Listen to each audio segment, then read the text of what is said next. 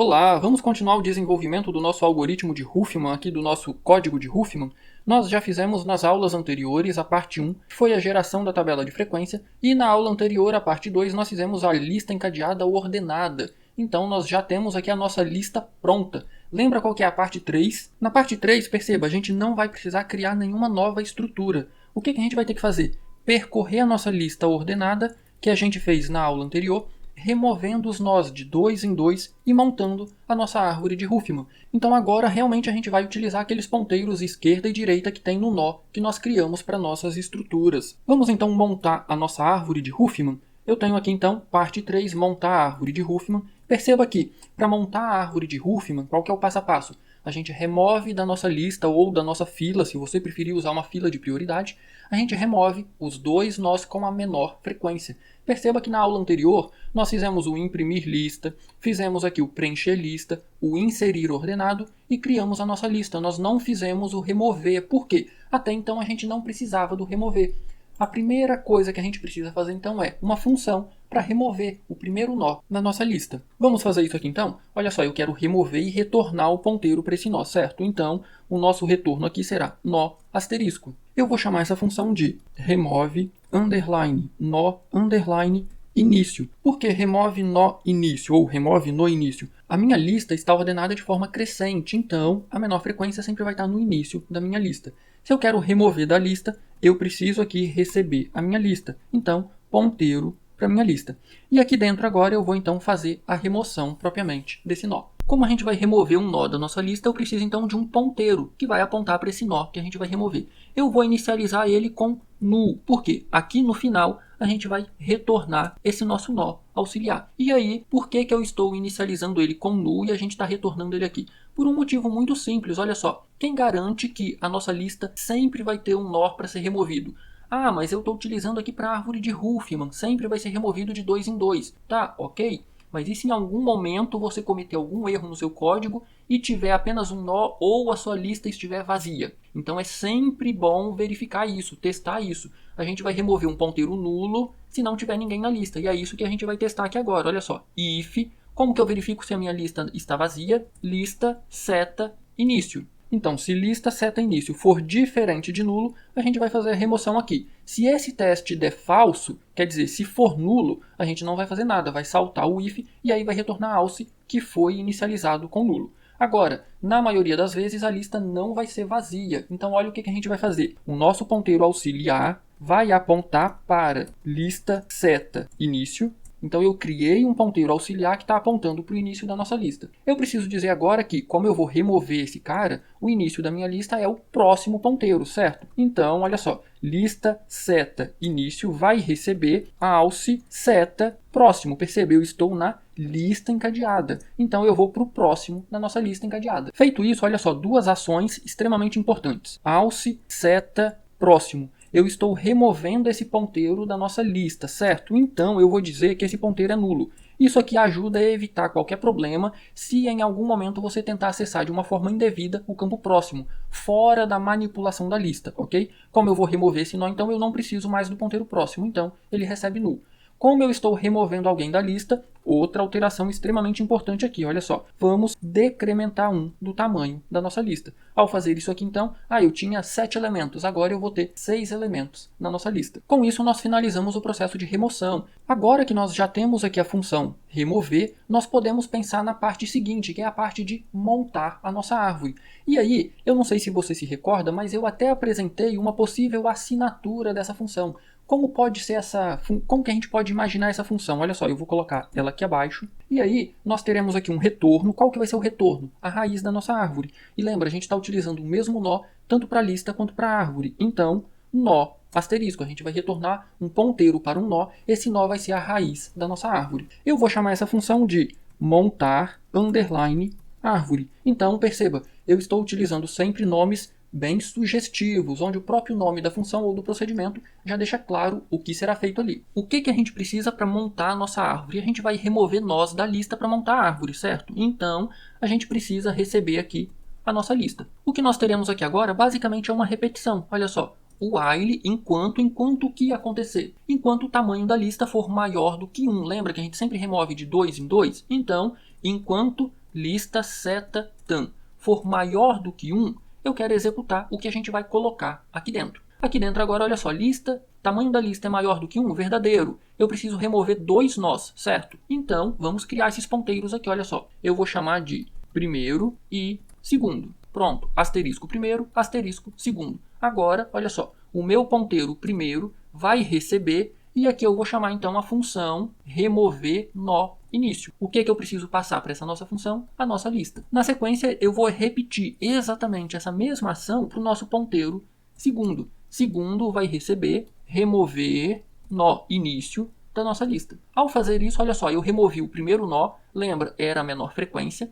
Em seguida, eu removi mais um nó. O que a gente precisa fazer agora? Criar um novo nó, alocar memória para ele e conectar esses 2 nós aqui. Então, vamos colocar aqui um novo nó, asterisco novo, e agora eu preciso alocar memória. Percebe, esse aqui é um ponteiro, por enquanto sem memória alocada para ele. Então, novo vai receber malloc size of de nó. Eu quero alocar memória para um nó. E aqui na sequência agora, novamente, vamos verificar se novo, se a memória foi alocada corretamente. Vamos fazer aqui dentro. Vamos colocar aqui um else. E aí, novamente, se vier para o else, significa que nós tivemos algum problema na alocação de memória. Então, olha só, vou saltar uma linha, vou colocar aqui uma tabulação. E aí, novamente, eu vou imprimir uma mensagem de erro ao alocar memória em... E aí, mais uma vez, eu vou colocar aqui o nome da função. Caso apareça essa mensagem no terminal, a gente sabe exatamente de onde ela veio. E mais uma vez, eu vou colocar aqui o nosso break. Por quê? Se durante o esvaziamento da lista, enquanto eu removia os nós para formar a nossa árvore, teve erro ao alocar memória, então eu não vou conseguir finalizar esse processo. Então, break, finaliza esse processo aqui. Agora, normalmente, nós não teremos problema na alocação de memória. Então, o que a gente vai fazer aqui? Olha só, temos aqui um novo nó, certo? A gente precisa preencher esse novo nó. Olha só, novo, seta, qual que é o caractere? Lembra que esse nó aqui, ele não vai ser um nó folha, ele vai ser um nó intermediário. O caractere dele é indiferente, nem precisa preencher se você não quiser. Para ficar semelhante ao material que eu apresentei nas aulas teóricas, eu vou colocar aqui um sinal de mais. Na sequência, novo, seta, o que nós temos aqui? Olha, a frequência. Lembrar, a frequência é extremamente importante. Qual que é a frequência desse novo nó? É o somatório da frequência dos 2 nós que a gente removeu. Então, olha só. Primeiro, seta, frequência, mais segundo, seta, frequência. Eu estou pegando a frequência do primeiro nó, eu estou pegando a frequência do segundo nó, somando e colocando aqui nesse nó. Agora, olha só, outra etapa extremamente importante. Perceba, nesse ponto aqui que a gente começa a fazer a construção da nossa árvore. Novo, seta, esquerda. Quem é o esquerda dele? É o primeiro nó que eu removi. Novo, seta, direita. Quem é o ponteiro para a direita? É o segundo nó que eu acabei de remover. Quem é o próximo? Novo, seta, próximo. Lembra, esse nó eu estou utilizando ele agora exclusivamente para a nossa árvore. Então, nesse ponto aqui, ele vai ser inserido na nossa lista. Mas nesse ponto aqui ele é nulo, porque eu não faço ele apontar para ninguém. Na etapa seguinte, ele vai apontar para alguém. Qual que é a etapa seguinte? Olha só. Eu removi 2 nós da nossa lista, criei aqui um terceiro nó, juntei essas informações de frequência, disse que esse novo nó na esquerda aponta para o primeiro nó que eu removi, na direita aponta para o segundo nó que eu removi. O que eu faço agora com esse novo nó? Lembra qual era a etapa para finalizar esse processo aqui? A gente precisa inserir ele na lista novamente, certo? Então, olha só, eu vou chamar aqui o nosso procedimento inserir ordenado. E aí eu vou inserir um nó na nossa lista de forma ordenada. Vou passar aqui o ponteiro para a nossa lista e preciso passar o ponteiro para o nó que a gente quer inserir. Quem é esse nó? O nosso nó novo. No final, olha o que vai acontecer. Essa função aqui ela é fundamental, ela é principal aqui no passo 3. Em algum momento, olha só, o tamanho da nossa lista vai ser 1. Quando a gente remover os 2 últimos nós, ela fica vazia. Só que nós temos aqui 2 nós, a gente cria aqui um novo nó, preenche esse novo nó apontando para a subárvore esquerda e para a subárvore direita. E insere esse nó na nossa lista. Quando a gente insere, perceba qual que vai ser o tamanho da lista. 1. 1 é maior do que 1. Falso, finaliza. Quando finaliza, a gente precisa retornar alguém. Quem que a gente vai retornar? Olha só, um nó. Esse nó aqui é a raiz da nossa árvore. Então aqui, olha o que eu vou fazer. Return lista, seta, início. Se nós temos apenas um nó, esse nó é o início. Então eu vou retornar o início da lista, que é exatamente o nó raiz da nossa árvore.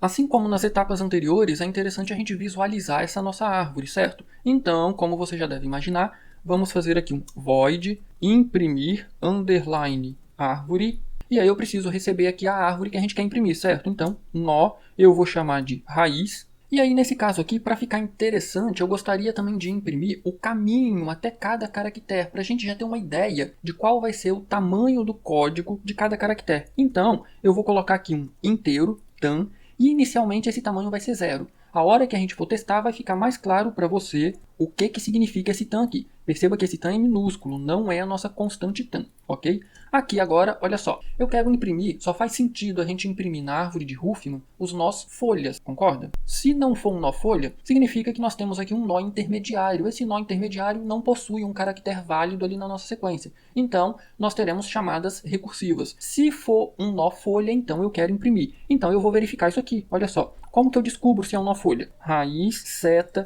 esquerda tem que ser nulo e raiz, seta, direita também tem que ser nulo. Se isso aqui for verdadeiro, significa que nós temos um nó folha. Então, neste caso e apenas neste caso, eu quero imprimir as informações desse nó. Então, vamos colocar aqui um printf, vou colocar aqui uma tabulação, e agora, olha só, folha, dois pontos, vou colocar aqui um %c, eu quero imprimir o caractere que está nessa folha. De onde virá esse caractere? Da nossa raiz, seta, caractere. E na sequência eu também quero imprimir a altura. Então eu vou colocar aqui uma tabulação, vou escrever aqui altura, dois pontos, %d, e aí vou saltar uma linha. Que altura é essa? É essa nossa variável tam. Lembra que eu falei é a distância da raiz até a folha. Então a gente vai incrementar esse valor nas chamadas recursivas, e aí eu quero imprimir esse valor aqui. Porém, olha só, esse teste aqui, quando não for uma folha, ele vai dar falso. Então, nós teremos aqui o nosso else. E aqui no else, o que eu preciso fazer? Bom, se não é uma folha, a gente tem uma subárvore à esquerda e uma subárvore à direita, concorda? A gente precisa fazer aqui, então, duas chamadas recursivas. Imprime árvore, e aí, olha só, a gente precisa passar aqui a raiz da nossa árvore. Só que qual é a raiz que eu vou mandar agora? Raiz, seta, esquerda, e olha só, aqui que está o segredo agora para a gente descobrir o tamanho. Tam mais 1. Perceba, eu estou incrementando essa variável. Então, se eu passo inicialmente com o valor 0, quando chegar aqui 0 mais 1 dá 1. Aí na próxima, 1 mais 1 dá 2, 2 mais 1 dá 3. Quando chegar então na folha, o valor dessa variável não vai ser 0. A gente vai ter aqui exatamente a distância desse nó até a folha. Na sequência eu preciso fazer o mesmo para a direita. Então, imprime árvore, passando aqui a nossa raiz, seta, direita e tam mais 1. Ao fazer isso aqui, nós teremos então a impressão da nossa árvore. Vamos testar esse código para ver se a nossa árvore está sendo montada certinho? Olha só, nós temos o remover, é esta função que a gente vai utilizar, olha só, montar árvore. Eu vou vir então aqui na nossa função main, a gente vai precisar de um nó aqui para a nossa árvore, certo? Olha só, nó, asterisco, árvore. E por enquanto ele não vai ter nenhum valor. Aqui então na etapa 3, olha só, a primeira coisa que eu vou fazer é, o meu ponteiro árvore vai receber o retorno da nossa função montar árvore. E aí o que eu preciso passar aí para a minha função? Eu preciso passar a nossa lista. Na sequência, assim que essa função finalizar, nós teremos aqui o ponteiro para a raiz da nossa árvore. Agora eu quero imprimir a árvore. Como que eu faço isso então? Eu vou chamar aqui o nosso procedimento imprimir árvore, passando aqui um ponteiro para a nossa árvore. Olha só, qual que é o ponteiro para a raiz da nossa árvore? A minha variável, o meu ponteiro chamado árvore. Só que eu também preciso passar aqui o tamanho, o caminho. Qual o caminho até a raiz? É 0.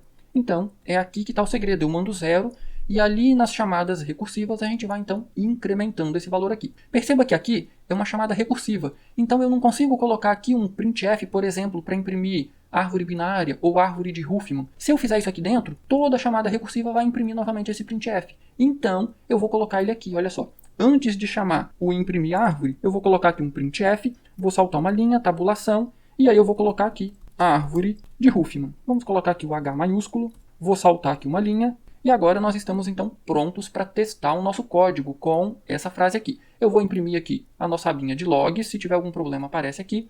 Eu vou compilar e executar aqui o meu programa. Temos aqui um problema na linha 176, tipo incompatível. Por que tipo incompatível? Olha só, eu esqueci do e-comercial, eu preciso mandar o endereço. Então olha só, é sempre muito importante você prestar atenção nas mensagens de erro para você entender o que ela significa. Olha só, tipo incompatível no argumento 1 é em montar árvore. Por que incompatível? Aqui eu estou fazendo o que a gente chama de passagem de parâmetro por valor. Eu estou mandando uma cópia da nossa lista. Eu não quero isso, eu quero o endereço da nossa lista. Até porque montar árvore. Olha só, a gente recebe aqui um ponteiro para a nossa lista. Então, corrigido esse probleminha, eu vou compilar e executar novamente. Perfeito, temos aqui o nosso código. Vamos ver se tudo funcionou direitinho. O nosso texto é este aqui. Vamos aprender programação. Temos a nossa tabela certinha. Temos aqui a nossa lista ordenada, tamanho 14. E temos aqui a nossa árvore de Huffman. Eu imprimi os caracteres e eu imprimi essa altura, que é o caminho da raiz até a folha. Lembra que na nossa árvore de exemplo, o V tinha caminho 5, o D tinha caminho 5, porque são pouco utilizados, tem uma frequência bem baixa, assim como o P, o M. Então perceba que ele tem uma distância maior. Consequentemente, olha aqui, o A, o R, que ocorrem com maior frequência, tem caminho 3. Para a gente gerar exatamente aquele código, lembra que lá naquela árvore o A tinha 2, caminho 2, 0, 0. Vamos então alterar nossa frase para vamos aprender a programa, que eu acabei esquecendo o R. Então ficou dessa forma. Vamos ver o resultado? Eu vou compilar e executar novamente. Olha só o que vai acontecer. Está vendo o A? Tem caminho 2, olha só. Então provavelmente ele gerou aqui aquela mesma árvore de exemplo, com o A à esquerda, 0, 0. Então seguindo 2 vezes para a esquerda, 2 caminhos, a gente chega até uma folha que possui o A. O nosso espaço